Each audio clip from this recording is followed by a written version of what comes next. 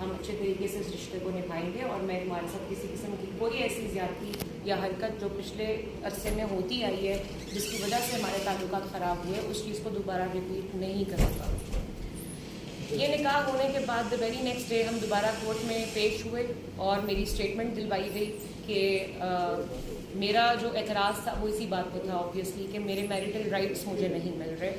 تو جج صاحب کے سامنے پیش ہو کے میں نے اسٹیٹمنٹ دی کہ جی میری ڈیمانڈ جو تھی وہ پوری ہو گئی ہے, میرے میریٹل رائٹس مجھے مل گئے ہیں, تو آپ ان کی بیل پلیز گرانٹ کر دیں. جج صاحب نے بیل گرانٹ کر دی اور اس کے بعد ہم گھر آ گئے. گھر کہاں آ گئے؟ جہاں میں رہتی ہوں اپنے اپارٹمنٹ میں خود, جس کا خرچہ میں خود اٹھاتی ہوں, خود برداشت کرتی ہوں, اپنے تمام ایکسپینڈیچرز میں خود کرتی ہوں. میرے اوپر کسی قسم کا کوئی خرچہ 1 روپے کا بھی آج تک منحصر نے نہیں کیا. تیسرے ہی دن دوبارہ مار پیٹ سٹارٹ ہو گئی. اس کو کب کس وقت کس بات پر غصہ آتا ہے اس کی کوئی جسٹیفیکیشن نہیں ہے, اس کی کوئی اسپیسیفک ریزن نہیں ہے. وہ ایک مینٹلی سک انسان ہے جو کہ ایک سوشیوپیتھ ہے جس کی اپنی منہ سے یہ بات ہے کی ہوئی. اس کے بھی ریکارڈز میرے پاس موجود ہیں کہ میں ایک کنزرویٹو انسان ہوں اور مجھے پسند نہیں ہے کہ تم باہر جاؤ گھر سے. مجھے سرے سے یہی بات پسند نہیں کہ تم گھر سے باہر جاؤ. نہ تم جاب کرو, تم جاب بھی چھوڑ دو. نہ تمہاری کوئی سوشل لائف ہونی چاہیے, نہ تم گھر والوں سے بات کرو. تمہیں گھر میں بند ہو کے رہنا چاہیے. میں آؤں تو میں آ جاؤں, میں نہ آؤں تو تم مجھ سے کوئی سوال نہیں کر سکتی. میں نے اپنا کام کرنا ہے, میں نے گھر والوں کے پاس جانا ہے, یہ کرنا ہے, وہ کرنا ہے. بیسیکلی وہ مجھے ایک زندہ لاش میں کنورٹ کرنا چاہتا تھا جو ہر وقت گھر میں بند ہو کر بیٹھی رہے. اس کا دل کرے تو آ جائے, دل نہ کرے تو نہ آئے, جب دل کرے آ جائے, جب دل کرے نہ آئے.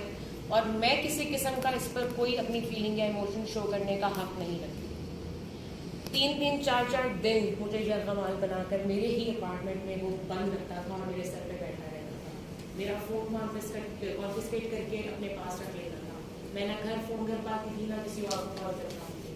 جب اس کا دل کرتا تھا 3 یا 4 دن کے بعد, تب وہ اٹھ کے وہاں سے جاتا تھا اور تب میں سکون کا سانس لیتا تھی.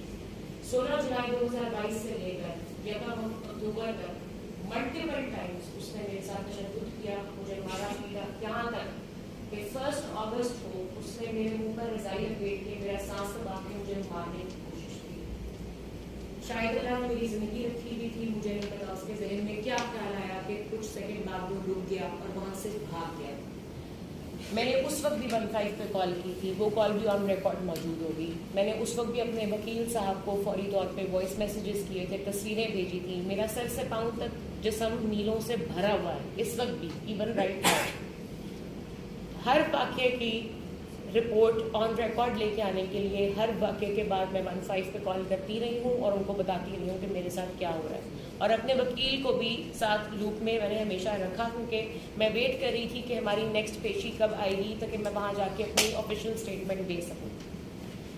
اس دوران 20 دفعہ میں نے مدثر کو یہاں تک اعلان آپشن دیا کہ اگر آپ کو اس بات کا ڈر ہے کہ میں آپ سے 50 لاکھ کلیم کروں گی, مجھے نہیں چاہیے آپ کے پیسے, میں آپ کو لکھ کے دینے کے لیے تیار ہوں, میں کانٹریکٹ پھاڑ دوں گی, میں آپ کو ریٹرن میں لکھ کے دے دوں گی, مجھے آپ سے پیسے نہیں چاہیے, ہم علیحدگی کر لیتے ہیں. یہ بات بھی میرے پاس آن ریکارڈ موجود ہے, جس پر ہمیشہ اس کا آگے سے جواب ہوتا تھا کہ نہیں, میں نے شادی تم سے اس لیے تھوڑی کی تھی کہ ہم علیحدہ ہو جائیں گے, میں تو چاہتا ہوں کہ ہم اس کو چلائیں, میں تو نہیں چھوڑنا چاہتا تمہیں. ان تمام واقعات کے بعد مجھے یہ بتائیں کہ کیا مجھے یہ حق حاصل نہیں تھا کہ میں اپنے تحفظ کے لیے پولیس کے پاس جاتی؟ آپ لوگ جرنلسٹس ہیں, آپ لوگ کا ایک انسٹیٹیوٹ ہے, آپ لوگوں کے پاس, آپ لوگ آج کی دنیا میں جائنٹس ہیں, کیونکہ آپ لوگ جو خبریں دیتے ہیں, جو کوریج دیتے ہیں, اس کی وجہ سے ساری دنیا آپس میں کنیکٹڈ ہے. میں ڈاکٹر ہوں, ہم ڈاکٹرس کا ایک انسٹیٹیوٹ ہے, ہم لوگ کے پاس ایک پلیس آف پاور ہے جس کے ساتھ بہت بڑی ایک رسپانسبلٹی اٹیچڈ ہے. ہمارے پاس مریض آتے ہیں, ہمارے اوپر الٹیاں بھی کر دیتے ہیں, فضلہ بھی گرا دیتے ہیں, تکلیف میں آتے ہیں, کئی دفعہ گالم گلوچ بھی کر دیتے ہیں. ہم نے اس چیز کو دیکھنا ہوتا ہے کہ اگلا بندہ اگر ہمارے پاس اپنی تکلیف لے کر آیا ہے تو اس وقت اس کے اوپر کوئی رولز اپلائی نہیں کرتے, جو رولز اپلائی کرتے ہیں وہ ہم پر کرتے ہیں ایز ڈاکٹرز. سملرلی اگر پولیس والوں کے پاس ایک بندہ کمپلینٹ لے کر جاتا ہے, 1 منٹ کے لیے فرض کر لیں کہ جو انہوں نے کلیم کیا کہ جی میں نے ان کے ساتھ بدتمیزی کی اور میں نے ان کے ساتھ ہاتھا پائی کی, 1 منٹ کے لیے فرض کر لیتے ہیں کہ وہ صحیح کہہ رہے ہیں, میں اپنی تکلیف میں ان کے پاس گئی تھی, میں اپنی کمپلینٹ لے کر ان کے پاس گئی تھی. As a public servant police station میں بیٹھے انویسٹیگیشن آفیسر کا کیا کام بنتا تھا کہ وہ میرے اوپر اس طرح سے چیختا اور اس طرح سے میرے ساتھ گالم گلوچ کرتا. جو تکلیف, جو کمپلین لے کر میں اس کے پاس گئی تھی, نہ وہ اس کو سن رہا تھا, نہ وہ اس کے لیے کوئی اپلیکیشن لکھ رہا تھا, نہ وہ میری بات سننے کے لیے تیار تھا.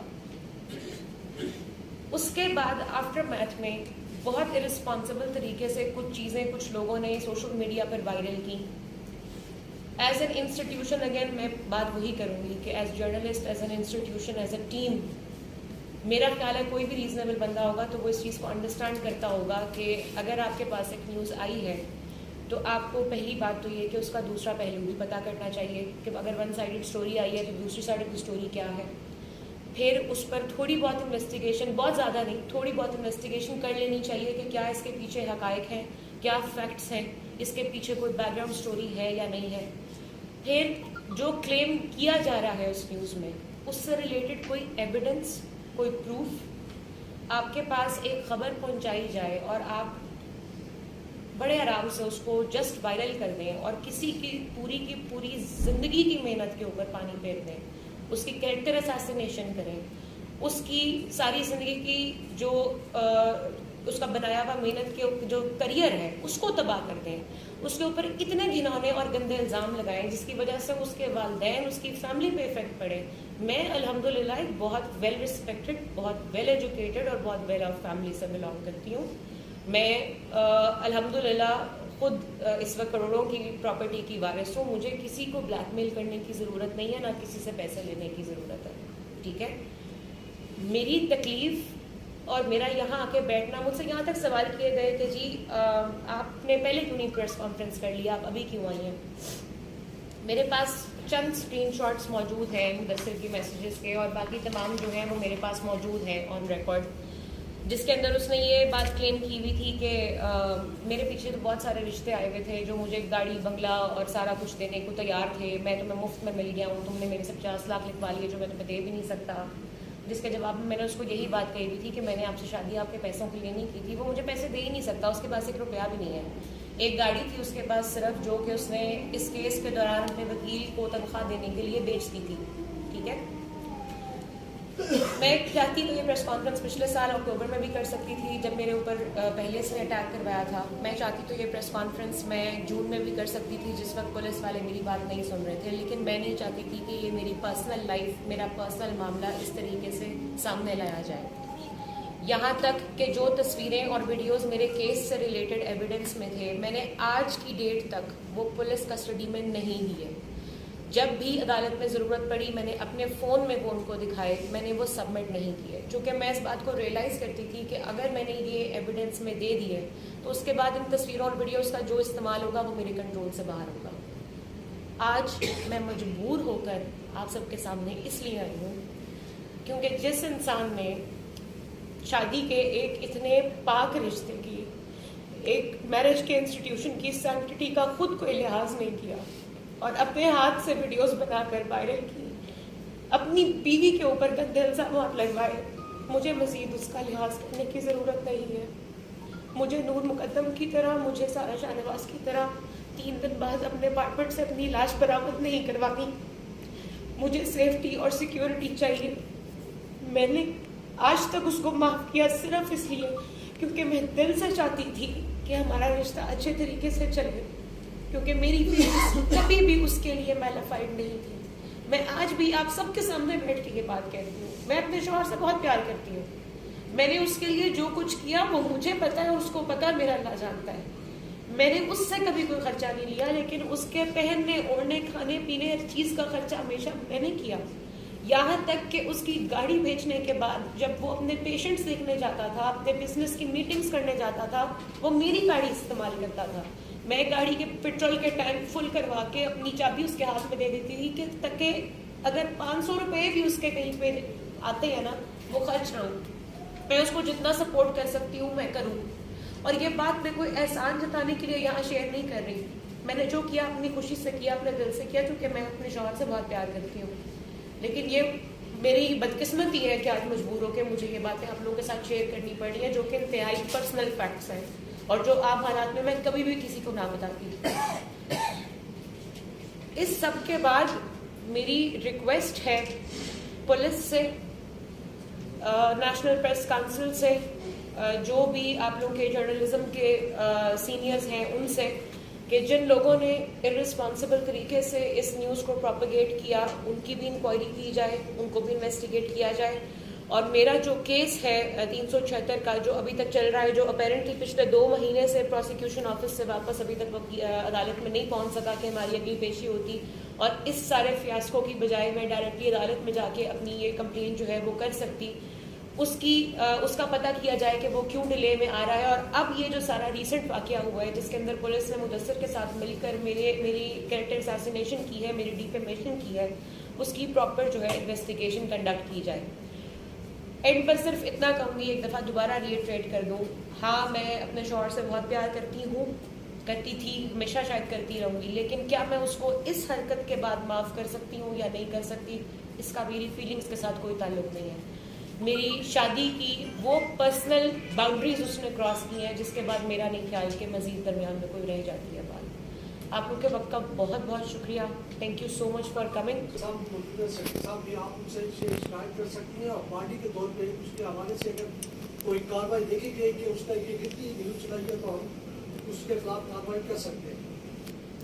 راجا صاحب بہت شکریہ جو آپ نے آفر کی ہے, آئی ریلی اپریشیٹ اٹ. یہاں پر آ کر بیٹھنے کا مقصد ہی بیسکلی یہی تھا کہ دیکھیں کوئی بھی پڑھی لکھی عورت جو ساری زندگی محنت کر کے ایک جگہ پہ پہنچی ہوتی ہے وہ کبھی بھی نہیں چاہتی کہ وہ پبلک پلیس پر اپنا تماشا بنوائے, اور اس چیز کو انویسٹیگیٹ کیے بغیر اس کو یہ شکل دینا کہ جی یہ تو کوئی پروفیشنل بلیک میلر ہے, اور اس کے فیکٹس کو چیک کیے بغیر سوشل میڈیا پہ وائرل کر کے کریکٹر اسیسینیشن کرنا, یہ بہت بڑی غیر ذمہ داری کا مظاہرہ ہے. میرے پاس ان تمام لوگوں کے نام موجود ہیں. میرے پاس انفیکٹ کچھ اس قسم کے میسیجز تک ریسیو ہوئے فرام جرنلسٹس جو اتنی نازیبا الفاظ میرے بارے میں استعمال کر رہے ہیں کہ آپ امیجن نہیں کر سکتے. میں چاہتی تھی کہ میں کچھ نام شیئر کر لوں یہاں پہ, لیکن میں نہیں کروں گی کیونکہ میں ان کو وہ اسپاٹ لائٹ نہیں دینا چاہتی جو وہ حاصل کرنا چاہتے تھے. جو کنسرنڈ اتھارٹیز ہیں ان کو میں وہ نام وہ ثبوت ضرور جمع کرواؤں گی, ان کے خلاف انویسٹیگیشن بالکل ضرور ہونی چاہیے تاکہ اس کے بعد بھی کبھی اگر کسی کو اپنے رائٹ کے لیے فائٹ کرنے کی ضرورت پڑے تو اس کو کم از کم یہ ڈر نہ ہو کہ بغیر کسی انکوائری کے, بغیر کسی ایویڈنس کو اکٹھا کیے کوئی بھی ون سائیڈڈ اسٹوری جو ہے اس کو پرنٹ کرے گا. جو پہلا سوال آپ نے کیا فیملی کے انوالومنٹ کے حوالے سے, جہاں تک تو مدثر کی فیملی کا تعلق ہے تو وہ لوگ تو بہت کلیئر اینڈ شٹ کہہ چکے ہیں کہ ہم نے اس کو قبول ہی نہیں کرنا. مدثر کو میں کلیئر کر دوں, وہ 11ویں گریڈ کا ملازم ہے, ہی از ناٹ اے ڈاکٹر, ٹھیک ہے, اور اس کی فیملی بھی بہت چھوٹی سی ہے. میں نے اس کا کبھی اسٹیٹس نہیں دیکھا, اس کے کبھی فائنینشیل بیک گراؤنڈ نہیں دیکھی, صرف کیونکہ ہمارا ایک تعلق بن چکا تھا, ہم نے کمٹمنٹ کی تھی کہ ہم شادی کریں گے, صرف اس سپورٹ کی وجہ سے میں نے اس کے ساتھ اس رشتے کو کنٹینیو کیا تھا.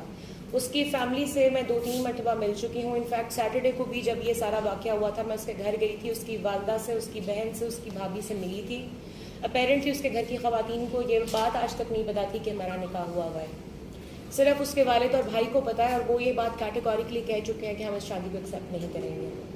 جہاں تک میرے پیرنٹس کا تعلق ہے تو 1 اگست کو جب میرے پہ اس نے قاتلانہ حملہ کیا تھا تو اس سے ویری نیکسٹ ڈے میرے پیرنٹس باقاعدہ اسلام آباد آئے تھے, جو کہ انتہائی ایلڈرلی ہیں اور بہت بیمار ہیں, ان کے لیے ٹریول کرنا بڑا مشکل کام ہے. اس کے باوجود وہ اسلام آباد آئے, انہوں نے مدثر کو بلوایا اور کہا کہ ہم کوئی نئی کورٹ کچہری نہیں کر رہے, نہ ہم چاہتے ہیں کہ مزید یہ بات پولیس تک یا عدالت میں جائے, ہم نے تمہیں بیٹا مانا ہے, تم ہمارے داماد ہو, تم لوگوں کو یہ چیز زیب نہیں دیتی. جتنا گند اچھل چکا ہے ابھی تک, اس کے بعد تو تم لوگوں کو اتنے اچھے طریقے سے شادی کو چلانا چاہیے کہ